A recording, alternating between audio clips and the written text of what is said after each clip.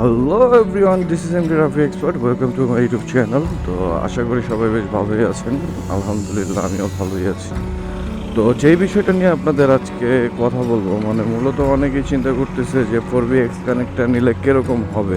আমার মনে হয় অনেক কারণ আছে। আপনি যদি চিন্তা করেন যে আগের যে 4B বাইকটা ছিল ওইটার মতো, যে আপনি একটা মূলত যারা 4B ইউজ করে তারা মূলত চিন্তা করে যে রেডি পিকআপ আর একটা টপ ভালো স্পিড পাবো, এটা চিন্তা করে মূলত 4B বাইকটা পারচেস করে থাকে যারা 4B ইউজার আছে আমার জানা মতে।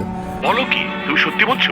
তো যদি আপনি এই চিন্তা করেন তাহলে একেবারেই ভুল ধারণা হবে, কারণ আগের 4B আর বর্তমানের 4B মানে আসমান জমিন ব্যবধান। আপনি আগের 4Bতে 132 135 ইজিলি উঠতো, বাট বর্তমান 4BX কানেক্ট আপনি মনে করেন যে জিক্সার FI ABS যেরকম টপ 120, তো এই 4BX কানেক্টেরও অবস্থা এখন বর্তমানে এই অবস্থা, মানে আগের মতো ওরকম টপ স্পিড আপনি কখনই পাবেন না স্টক অবস্থায়।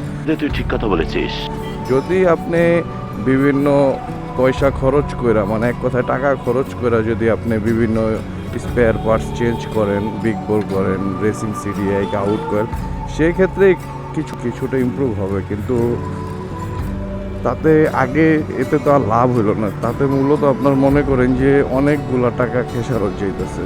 আর মাইলেজের কথা যদি বলি, হ্যাঁ আগের তুলনায় মাইলেজটা বেটার পাবেন। আগের যেরকম 4Bতে আপনি মাইলেজ 30-25 এরকম শুনলেন, বাট 30+, 35+ মাইলেজ আলহামদুলিল্লাহ 40 পাবেন আপনি যদি আপনি স্ট্যান্ডার্ড রাইড করেন 5 RPM মেনটেন করে, তাহলে আপনি একটা ভালো ফিডব্যাক পাবেন মাইলেজের ক্ষেত্রে। কারণ রেডি পিক আপটাও আছে আলহামদুলিল্লাহ ভালো, ইনিশিয়াল রেডি পিক আপ ভালো, কিন্তু টপ একবারেই নাই। যদি আপনি টপের কথা ইজিলি আপনি 100 উঠায় ফেলতে পারবেন, বাট ওই যে 130, 140, 145 ওইটা সম্ভব না স্টক অবস্থায়, ঠিক আছে।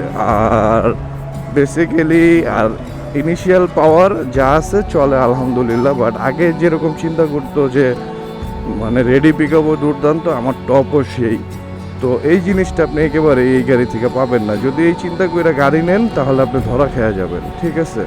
তো যাই হোক, আশা করি আপনাদের বুঝাইতে পারছি। তো 4B এখন আপনারা কিনবেন কি কিনবেন না সেটা আপনার ব্যাপার, কিন্তু আগের মতো নাই, অনেকটাই চেঞ্জ হয়েছে। তো ভালো থাকবেন, সুস্থ থাকবেন।